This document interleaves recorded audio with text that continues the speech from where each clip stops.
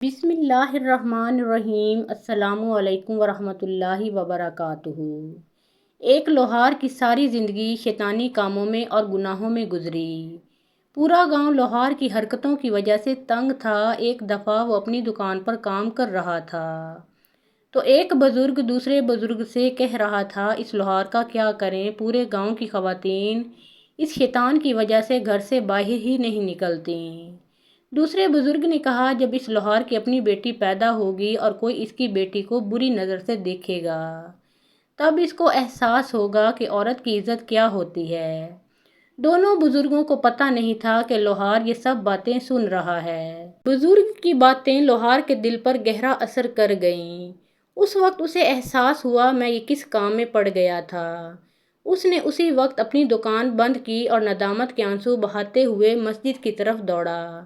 اللہ سے اپنی غلطیوں کی معافی مانگی اور سچے دل سے توبہ کی۔ اب لوہار نے مسجد میں باقاعدہ نماز پڑھنا شروع کر دی۔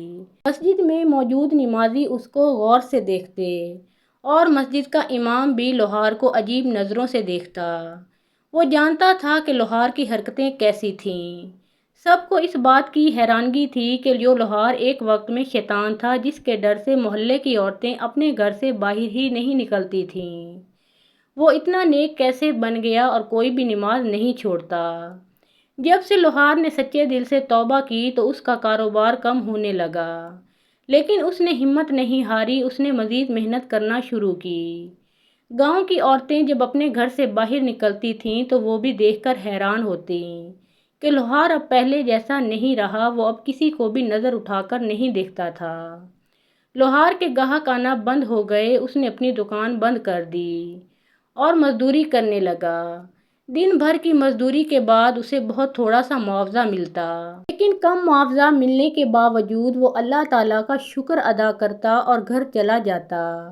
اس کے ایک قریبی دوست نے اس سے کہا، پہلے تو تم بہت گناہ گار تھے اور تمہارا کام بھی بہت اچھا چل رہا تھا، لیکن جب سے تم نے توبہ کر لی ہے تو تمہاری دکان بند ہو گئی اور تمہارے حالات پہلے سے بدتر ہو چکے ہیں۔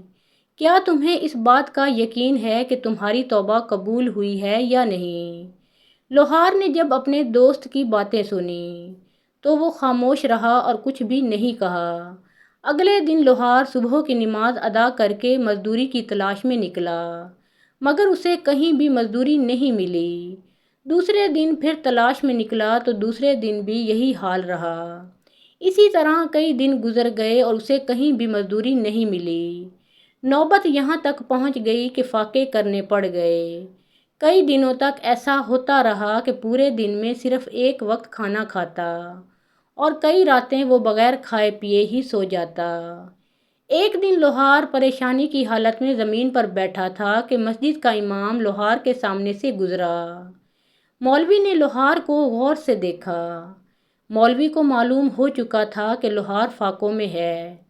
مولوی نے کہا، اللہ نے تمہاری توبہ قبول ہی نہیں کی، ورنہ تم یوں ذلیل و خوار نہ ہو رہے ہوتے۔ لوہار نے مولوی کو اپنے ساتھ لیا اور اپنی دکان کی طرف چل پڑا۔ مولوی چیختا چلاتا رہا کہ مجھے کیوں لے کر جا رہے ہو؟ مگر لوہار نے اس کی ایک نہ سنی اور اسے اپنی دکان میں لے آیا اور لوہے کے تختے پر لٹا دیا اور آگ سے ہتھوڑا گرم کرنے لگا۔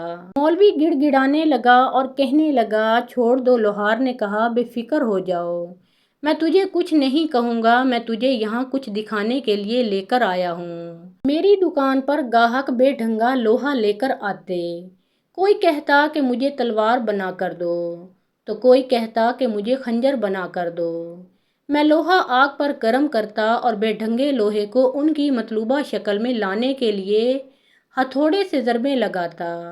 بے ڈھنگا لوہا آگ کی تپش اور ہتھوڑے کی ضرب برداشت کر لیتا تو اس سے مطلوبہ شکل حاصل ہو جاتی ہے، اور جو لوہا ہتھوڑے کی ضرب برداشت نہیں کر پاتا تو میں اسے کباڑ خانے میں پھینک دیتا۔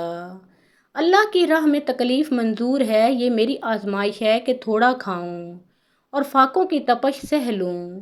شاید اسی طرح میں اس مطلوبہ شکل میں آ جاؤں یا جس شکل میں اللہ مجھے ڈالنا چاہتا ہے۔